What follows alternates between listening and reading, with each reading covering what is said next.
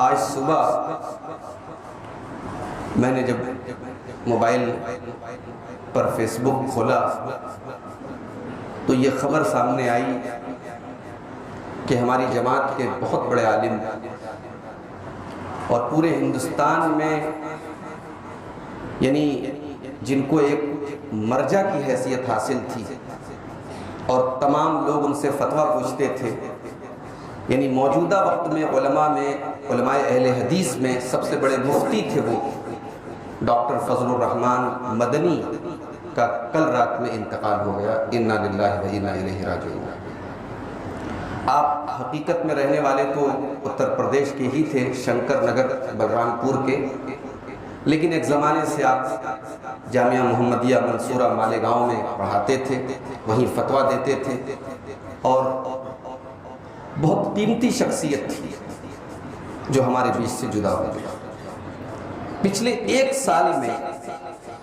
اگر ہم غور کریں تو بہت بڑے بڑے علماء دنیا سے رخصت ہوئے ہیں۔ ظاہر ہے موت تو سب کو آنی ہے، موت تو کبھی یہ پوچھ کر کے نہیں آتی کہ آدمی عالم ہے کہ جاہل ہے، برا ہے کہ نہیں، کہ موت تو اپنے وقت پر آتی ہے، اللہ تعالیٰ نے جو وقت متعین کیا ہے۔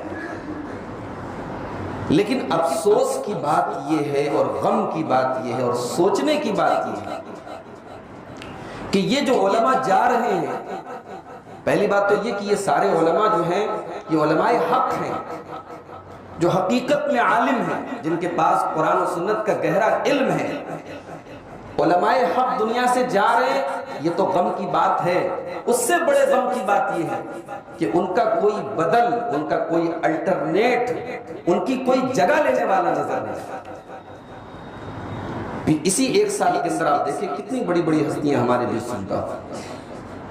علامہ صلاح الدین یوسف رحمۃ اللہ علیہ، جن کی تفسیر احسن البیان آج گھر گھر میں پڑھی جاتی ہے،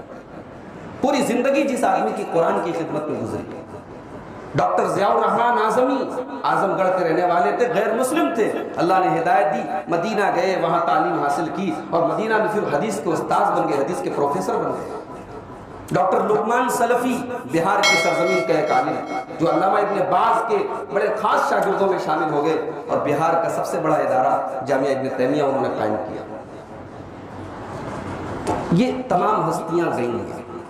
اور ابھی لیٹسٹ ایک ہفتہ پہلے، 10 دن پہلے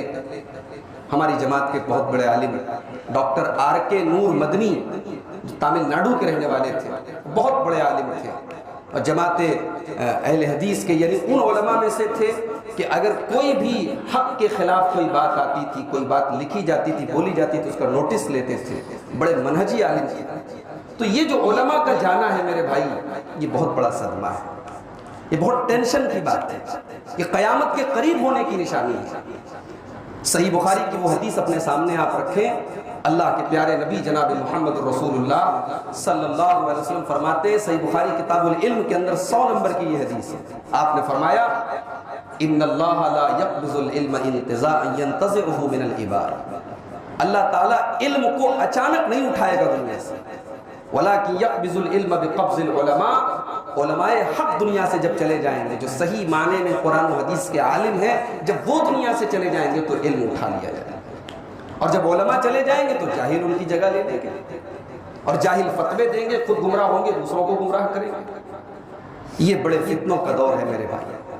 آج یوٹیوب اور فیس بک اور سوشل میڈیا پر ایک انسان کے کتنے فالوورز ہیں، کتنے فینس ہیں، اس سے علم اور صلاحیت کا پتہ لگایا جاتا ہے۔ اب ظاہر ہے کہ فیس بک اور انٹرنیٹ اور یوٹیوب کے اوپر تو بڑے بڑے گمراہ قسم کے لوگ بھی ہیں جن کے لاکھوں فالوور ہیں۔ اس دور میں علماء حق کا رہنا بے حد ضروری ہے، مگر اللہ تعالیٰ کی طرف سے یہ ایک آزمائش ہے کہ علماء دنیا سے جا رہے ہیں۔ اللہ تعالیٰ نے سورہ رعد کے اندر فرمایا کہ اولم یروا انا نأتی الارض ننقصها من اطرافها، کہ میرے بندو ہم زمین کو گھٹاتے چلے جائیں گے،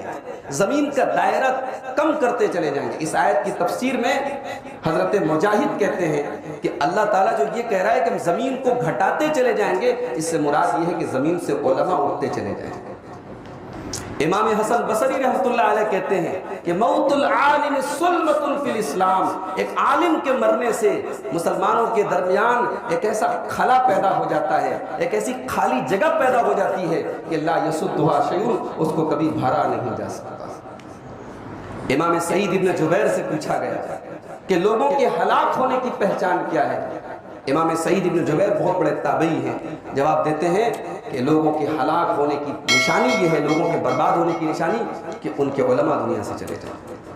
تو میرے بھائیوں، یہ قیامت کے قریب کا دور ہے اور علماء حق کی دنیا سے جانے کا دور ہے۔ ہم اللہ سے دعا کرتے ہیں اللہ ہمارے علماء حق کی حفاظت فرمائے، اور اللہ رب العالمین جتنے مرحومین اور جتنے ہمارے علماء دنیا سے گئے ہیں اللہ ان سب کی مغفرت فرمائے اور ان کا نعم البدل ہم سب کو اللہ تعالیٰ عطا فرمائے، آمین۔